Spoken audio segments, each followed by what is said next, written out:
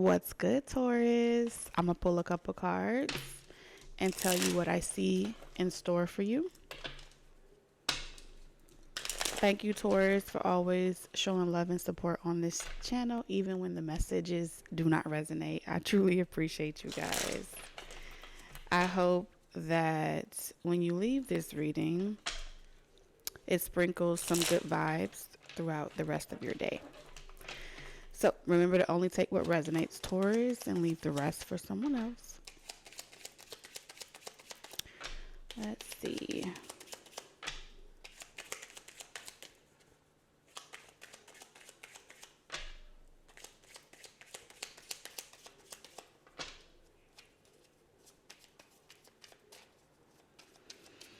Taurus spirit, what message do you have for Taurus today?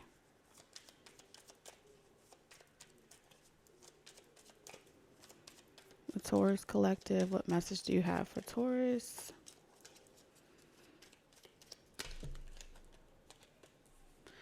Okay, so we're going to go a little bit further in your timeline, Taurus.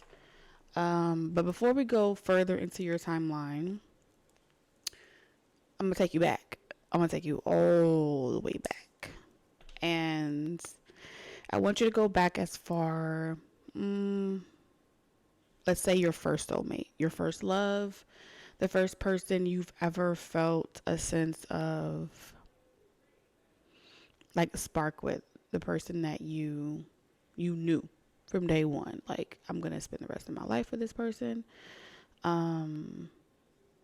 The most effortless connection you ever got to experience, that person. Like, y'all didn't really have to do much for y'all to get along. Y'all didn't have to do much for y'all to feel like y'all just belong together. That's the vibe, okay? So if you know who that person is, I want you to erase their name, what they look like, and I want you to reflect on how you felt with that person, right? So remove the name, remove the face, remove the physicality, the physical imprint, and try to remember what it felt like emotionally. Did you feel secure? Did you feel safe? Did you feel seen? Whatever emotion comes up to your mind. That's what I want you to remember. Okay? And when you have that feeling, that resonance that you remember with that person, I want you to take a screenshot, a mental screenshot, an emotional screenshot of that feeling and hold it.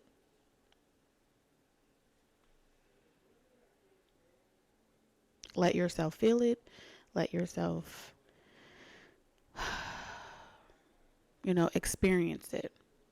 And then we're going to speed up the clock. So you're going to take that feeling and we're going to fast forward. Okay, we're going to fast forward the clock to a point in time that hasn't arrived yet.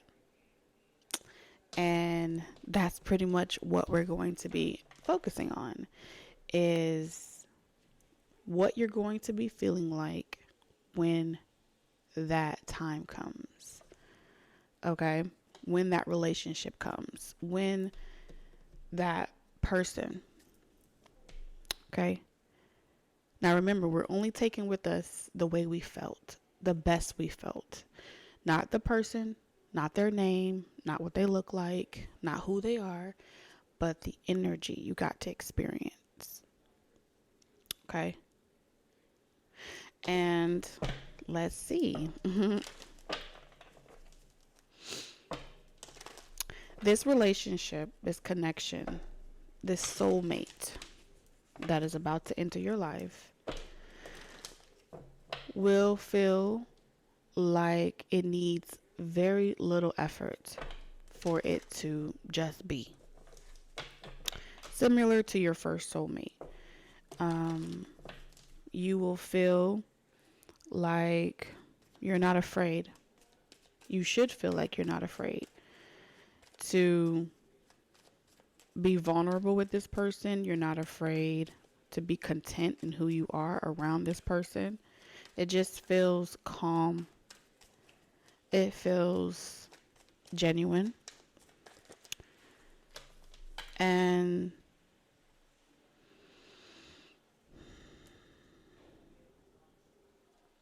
you're going to feel as if that person may be a little withdrawn.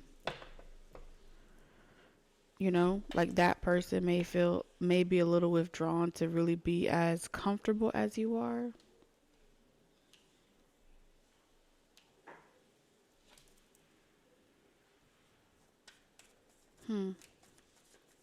I feel like this person will hold themselves back to try to make you feel comfortable.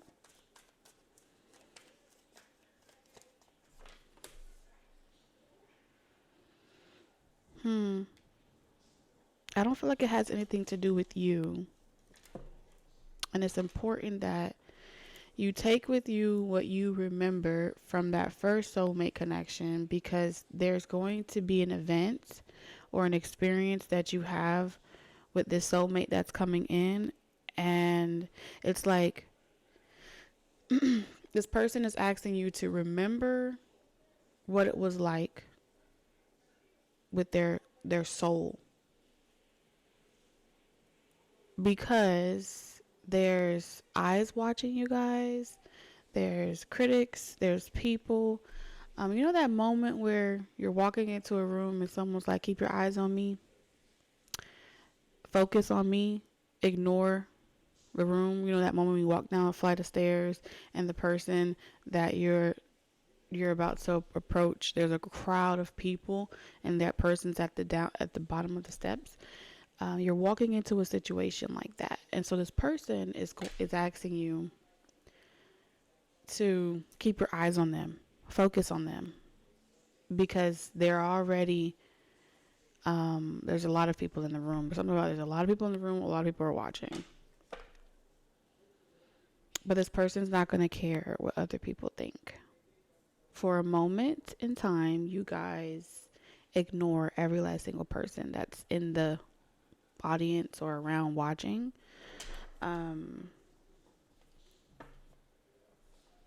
There are things that they will not say. It feels like there's no words. It's like shock. Like a deer in headlights is what I'm seeing here.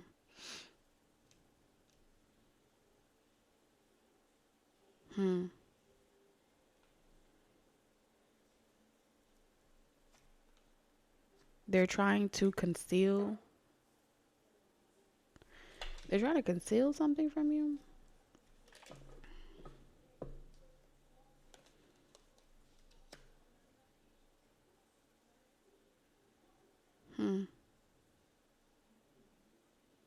They're going to try to not make it obvious to everyone else that they are fixated on you. That's what I'm seeing here. They're going to try to make it very obvious. They're going to try to make it not that obvious that all they're thinking about watching or you is you. This is that type of energy where one person walks away and they're like, I wonder if they're looking back at me, and this person's looking back at you. That type of vibe.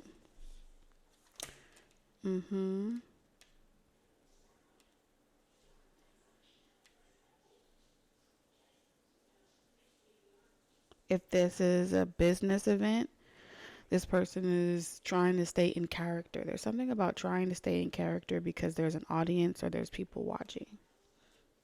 Trying not to break that poker face. So staying emotionally detached is the best way to maintain a poker face.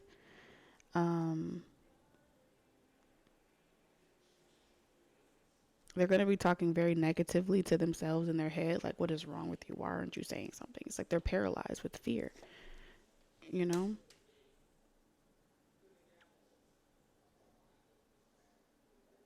I'm seeing a deer in the headlights.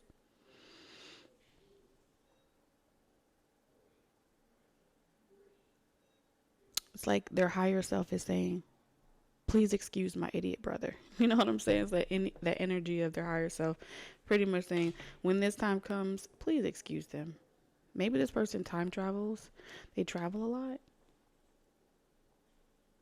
They definitely talk to themselves. A lot of internal dialogue, a lot of introspection.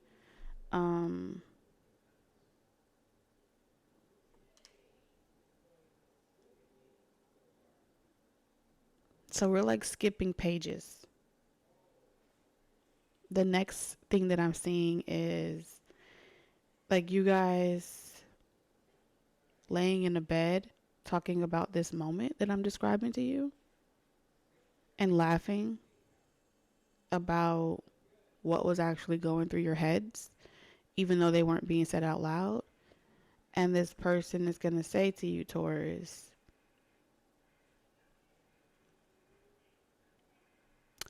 pretty much like, I was an idiot when I saw you the first time.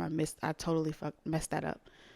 I didn't seize that opportunity. I held it back. I wanted to say more, and I just let you leave.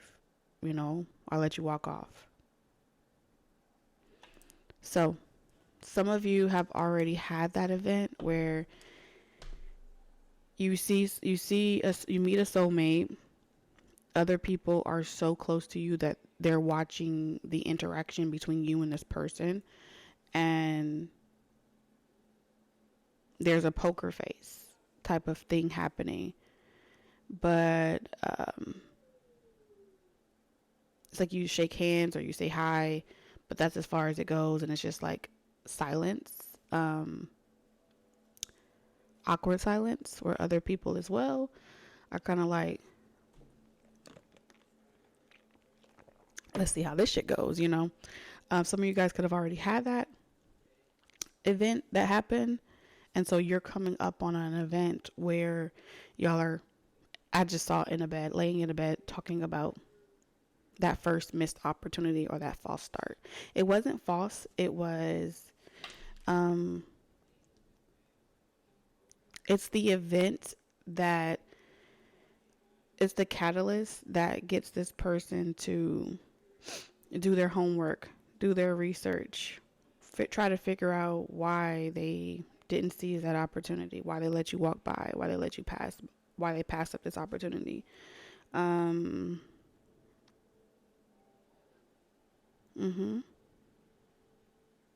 then it's like, why didn't I finish what I started when I had the opportunity? And then there are those of you that are coming up on this event where the reason as to why you guys are in the same location at the same time is due to some type of bad news, okay? So typically you get bad news through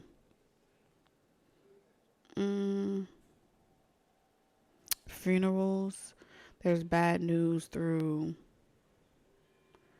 like major life events, possibly injury or something catastrophic. There's something like that disrupts the usual routine of, I go to work, I come home, I do this every day, right? Typically you don't see family unless it's a special occasion. But when it's bad news that puts two people in the same place at the same time, is usually due to some type of loss or grievance. So that's kind of what I'm seeing here, which could also describe why there's so many people around, or it's just not the right place, right? There's something about it not being the right place due to the context of the event or something like that. Nonetheless, it is a new opportunity.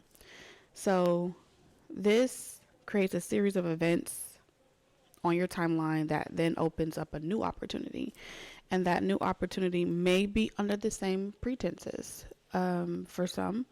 For others, it feels as if Spirit hasn't quite revealed what that pretense is, but they do want to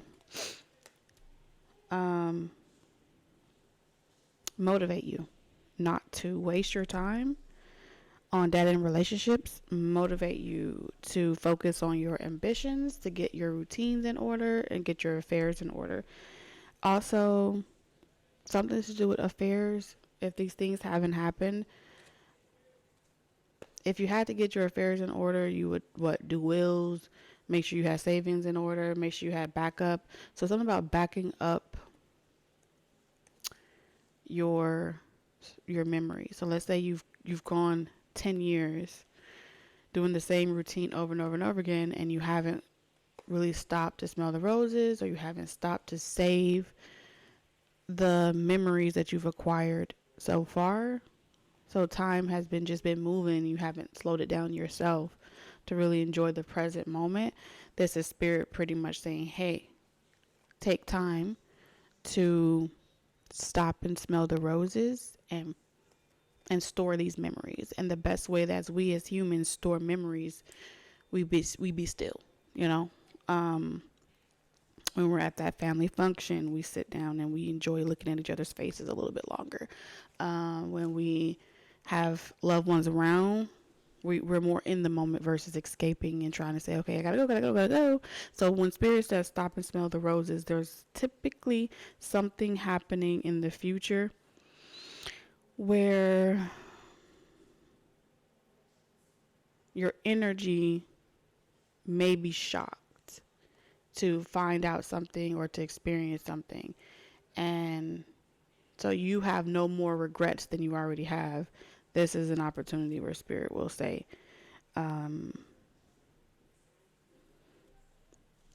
get back out there, even though you don't like those people. Get back out there, even though you don't like to socialize, because you got a new job coming in, or you have a new relationship coming in, or you have this, or you have that. And so it's never a punishment to you, Taurus, to tell you to stop and smell the roses.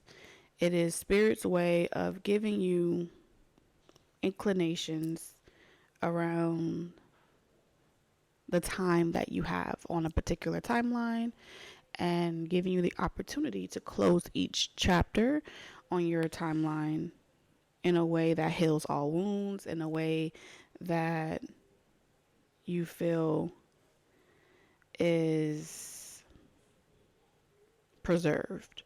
You know what I'm saying? Preserved. Yeah, that's what they're saying to me. Preserved. That's all they keep saying. Preserve something. So,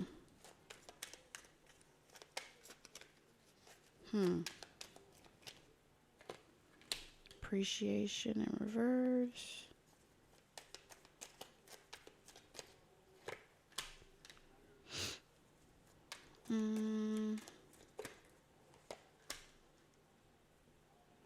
Yeah, definitely.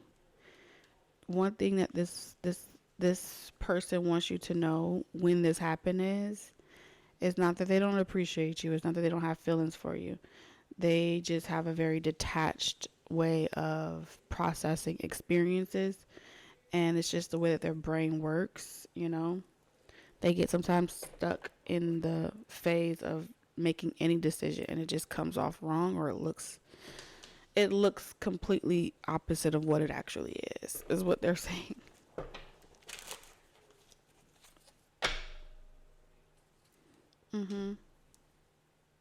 All right, let's get your closing messages, because I feel like that's the message, really. So we have major challenge to overcome.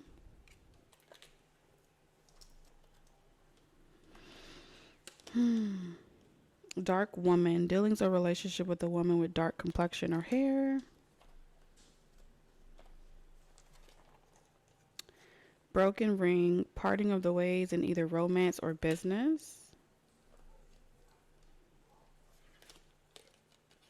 Tortoise, slowly but surely getting ahead. And then we have skull, hidden secrets can harm you.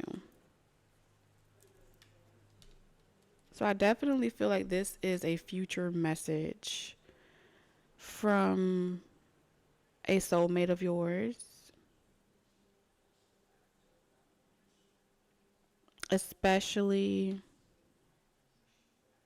if the way that you remember someone, they're not acting the same. It could be due to a woman,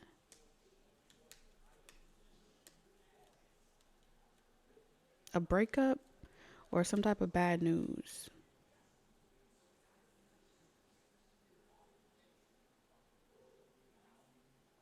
Very interesting. Somebody may also get like confirmation on why something is moving so slow. That's what I'm getting. It's like now I get it why you have held so many secrets. I don't feel like this is you. This may be with a third party situation. Especially if someone with broken ring here. It's like now I know why you wanted to break up, and now I know why you was moving so slow. Now I know why you didn't commit. Now I know why you were struggling to X, Y, and Z. It's because, or you're a workaholic and you don't allow yourself to emotionally invest, and it's because you you've been hiding the way you feel for someone else. And so that's another way that bad news can come up. And so someone may break up with your person. Something about feeling as if they can't compete with the past or something like that.